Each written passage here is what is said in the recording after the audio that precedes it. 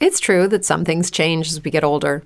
But if you're a woman over 40 and you're dealing with insomnia, brain fog, moodiness, and weight gain, you don't have to accept it as just another part of aging. And with MIDI Health, you can get help and stop pushing through it alone. The experts at MIDI understand that all these symptoms can be connected to the hormonal changes that happen around menopause, and MIDI can help you feel more like yourself again. Many healthcare providers aren't trained to treat or even recognize menopause symptoms. MIDI clinicians are menopause experts. They're dedicated to providing safe, effective, FDA-approved solutions for dozens of hormonal symptoms, not just hot flashes. Most importantly, they're covered by insurance. 91% of MIDI patients get relief from symptoms within just 2 months. You deserve to feel great. Book your virtual visit today at joinmidi.com. That's joinmidi.com. We interrupt this program to bring you an important Wayfair message. Wayfair's got style tips for every home. This is Nicole Byer, helping you make those rooms flyer. Today's style tip: when it comes to making a statement, treat bold patterns like neutrals. Go wild! Like an untamed animal print area rug under a rustic farmhouse table from Wayfair.com. Ooh, fierce! This has been your Wayfair style tip to keep those interiors superior. Wayfair, every style, every home. Xenophobe, chauvinist, anti-Semite, prejudiced, bigoted, biased, intolerant. These are all synonyms of racist. You guys, in light of Kanye West's discriminatory and anti-Semitic comments towards the Jewish people, I decided to speak up. Now, as you know, the podcast that I like to put out is typically light, airy, informative, sometimes educational with a little bit of inspiration, but mostly entertaining. Now look, I'm not here to start preaching, but at the same time, it feels irresponsible and somewhat tone deaf as a member of the media, or as Kanye calls us, the Jewish media, so to speak, or a Jewish person with a voice, with a podcast, to simply continue to ignore the attacks that this man has made. So I spent the weekend first getting angry, then feeling upset, scared, and hurt about what was going on, and trying to understand my role, if any, in all of this. What do I say? What do I not say? I don't want to alienate myself. Just moving through the fear of doing nothing, saying something, being lambasted for saying something, etc. You get the drift. You get the drift. So as I took a deep breath, I went for a tennis lesson and started to just consider what is it that exactly that I want to share. So here's what I've come to. When people start throwing out this kind of bigotry, I want to share that as the recipient on the other end, it really instigates, yes, initially it's that anger reaction, but as you peel back those layers and really get to the root of the feeling, it feels like you're being bullied. It starts initiating feelings of fear, particularly given the history that Jewish people have faced, and the fear that other people are going to follow along in the footsteps and relive and rebring up these anti-Semitic movements as our people have experienced in the Holocaust, our ancestors, our grandparents. And it really does start to bring up real tangible fears. We've been raised hearing these stories of, unimaginable terror, and there's still a real fear there for people like me. I'm a modern woman, right? Like, I like to see the world. I live in Los Angeles and I like to see the world as a melting pot, but at the same time, at a very, very fundamental level, as a Jewish person being raised with these stories of what happened to our grandparents, our great grandparents, our, uncles, aunts, and, looking at family pictures and seeing that these people, of all 8 people in the picture, these 6 were basically made to be gone through the Holocaust. So, it does bring up a lot of deep emotions that I had to really look at and take a close look at the fear behind that. It also stimulates a lot of hurt. It's painful. It's really painful. And I don't mean to sound overly dramatic. Like, obviously, I did not live through these things, but I have lived through the stories from survivors. And so what I was thinking I would do, instead of sitting here bashing Kanye and highlighting that he's, first of all, has mental health issues, which is no excuse, but it's very apparent, I think, to all of us. And instead of getting angry and swearing and kicking and punching the way I really kind of initially wanted to, I think I'm going to do something different. So here's where you come in. I want your thoughts, okay? I want you to all DM me at Kimberly Levy and let me know what you think about this idea. What I think I'm going to do is actually launch a mini series.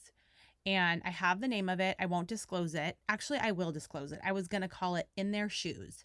And I was going to have it be maybe 8 episodes where I actually interview people that are different than myself, maybe that are different than a listener, all different people, and understand their story and have all of us take a walk in their shoes. And I think that, to me, is going to be so much more productive than anything else. Look, I'm not sitting here trying to be super liberal or political or any of that crap. I'm not interested in politics. If you know me, you already know, okay? I'm not interested. So what I am interested in is kindness. I'm interested in raising my children to be well-adjusted, confident humans that aren't, living in fear. And I never would want them to be perpetuating fear. I want them to be loving and accepting and understanding and compassionate humans at the end of the day more than anything else. So since I have this platform, I thought it would be really interesting to bring perhaps my father-in-law or my mother-in-law in to talk first about kind of the history with our family, so that those of you that haven't been exposed to these stories can get a very real sense of what the stories are in our family that we hear, so that you can get your arms around when you hear these comments or they're splashed all over page 6 and it's met with a bunch of silence, broadly speaking. You can start to really wrap your arms around why there's fear that comes along with that. I also would be very interested in telling Gemma's story. She's our new nanny. She's from Mexico. She crossed the border, and her story is incredibly compelling. I think, again, I've heard stories of, Mexican people crossing borders and all the, politicized drama around all of that. And again, I'm not interested in politics, but hearing Gemma's story from a real person's perspective, someone that has no agenda, and someone that I asked, what's your story? It's pretty powerful to really have a new level of respect and appreciation for her and where she is today. And I have a number of other people that I'd like to tell their stories. I'd like to hear from different people, different backgrounds. And so with that, I'm asking you as a listener, as a friend, to brainstorm along with me of what are different perspectives that you think would be compelling and interesting to hear that all of us can learn from. And if you know someone that has a story that you think needs to be told, I would love to bring them on my podcast and let them tell the story. And we can do it through Zoom if that's easier. If you could just send me a DM at Kimberly Levy. And that is basically the way of showing support of this terrible, terrible experience. I actually got sick over the weekend, partially because my kids are sick, but I was so outraged and upset that it actually physically exhausted and drained me to the point where I got so run down from it. So with that in mind, I'm not going to come from a place of anger. I actually was initially going to start listing the ways that this person has bullied, his own family members and his business partners. And initially, I actually even had recorded something that I thought it was kind of entertaining, frankly, because the way that he was calling out some of the business people was actually quite funny initially. But now it's been taken to a level where it's just bullying and it hurts. So with that in mind, I want to roll up my sleeves. Let's get productive. Let's join each other. I mean, look, guys, I was so upset this weekend, and I want to share this with you because I want to leave you with something. I want to leave you with something that you can really take with you and leave you in gratitude. So this weekend I was sitting here very upset, as you know, and just kind of generally just upset, okay? Almost feeling bad for myself and, just all the things. And I go to the grocery store. Okay, I didn't even want to get out of bed to go to the grocery store. I did. And I'm checking out, or I start shopping and I'm about to start checking out, and I look over and I see this woman, and she has a disabled son in a wheelchair. And then she has another son that's probably like 9. And she is managing her son in the wheelchair, and her 9-year-old is following her with the cart. And she is articulating to her healthy son, the 9-year-old, kind of how to navigate the grocery store, and like giving him like, tips, so that, like, practical tips. Like, she said, for example, like when we finally went to the checkout, she said to him, to the 9-year-old, okay, son, we have 2 crates of soda. I'm going to put one on the checkout stand and let them scan it and let them know that we have 2. That way I don't have to take out both. Just like practical, kind of common sense how to. And like her older son was like, Mommy, I'm tired. She's like, okay. And you guys, this woman was working her ass off. And it just took my breath away.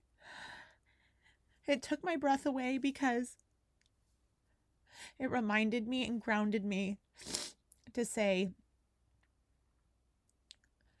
how dare you be so self-consumed? Look at how hard this woman has to work just to get through her basic tasks of her day, to go grocery shopping and feed her family. Like, it is so much work. And like, that's just literally a small glimpse. And I just looked at her and I said, wow, you're doing such an amazing job. And then of course I wanted to, even though I really wanted to cry and like give her a hug, I said to her, can you come and train my kids? You're doing so amazing. And she just looked at me and gave me such a big smile and said, thank you. Mom to mom, You guys, I walked out of that store and I saw the little boy who was trying so hard. This 9-year-old kid was just trying so hard to be helpful and to like keep it together with his mom. And he was fine, he was fine. But like, you could see like, this is not easy on him either. And I just said, you're doing such an amazing job, buddy. You're helping your mom so much. Good job. And I just almost like lost it in the parking lot. And it just reminded me to be kind and show kindness and compassion for people. Like, we're all in this like Instagram, whatever social media world of like fake, like everybody's so rich and everybody's so good looking and everyone's so this and that and successful and happy and on their fabulous vacations. Look, that's all great. Believe me. I think it's awesome. And I love it just as much as the next person, as you guys know. But I think that sometimes we lose our humanness. We're losing our humanness every day. And when you see somebody, this is my ask of you, and then I'm going to wrap. My ask of you is to please show compassion, real compassion. When you see someone trying hard or someone that's struggling, give them a helping hand. Tell them they're doing amazing. Say something positive. Look them in the eye and give them a smile. Do anything, just one thing that's actually kind, because I'm telling you guys, people are struggling. It's you have no idea what they're going through. So all I ask is for all of us to please just show some compassion and kindness. And please, again, just send me a note about what you think of this mini series, In Their Shoes. And again, if you have someone that you think is amazing, I would love to tell their story. So thank you guys for tuning in today. Sorry it's a little bit weepy, but it was very on my heart and on my mind to check in and say something and use my voice to let everyone know that this hurts. It hurts. I think we need to all hashtag cancel Kanye. Kanye, you're a bully and you're hurting me and you're hurting all these people with a deep, long history of fighting. The Jewish religion, those of us that are Jewish, we only comprise 0.02% of the global population. That's right, dramatically less than 1% of the global population. We are a minority to the nth degree. We put our head down and we keep going despite this terrible, terrible set of circumstances that we continue to face. And we're not people that seek sympathy. We seek success and contribution. And you're hurting people that have a long, deep history, and we're real humans behind your words. Your words hurt. They hurt, and you have a following, and you're scaring people. You're scaring people like me to think, oh my gosh, what if this starts a new wave of anti-Semitism? Where can we hide? What do we do? What would we do? Okay, so with that, cancel Kanye. This guy needs to be held accountable. Stop bullying your family. Stop bullying people around you. It's not nice, and it's not okay. In my early days as an advertiser, running commercials on TV was guesswork. I knew TV was powerful, but it was impossible to see which ads truly worked. So I teamed up with the best data scientists to create a better way to buy and measure TV ads. Tatari was born. Today, hundreds of brands and agencies use Tatari, and we help them optimize with metrics that actually grow the business. Learn more at tatari.tv.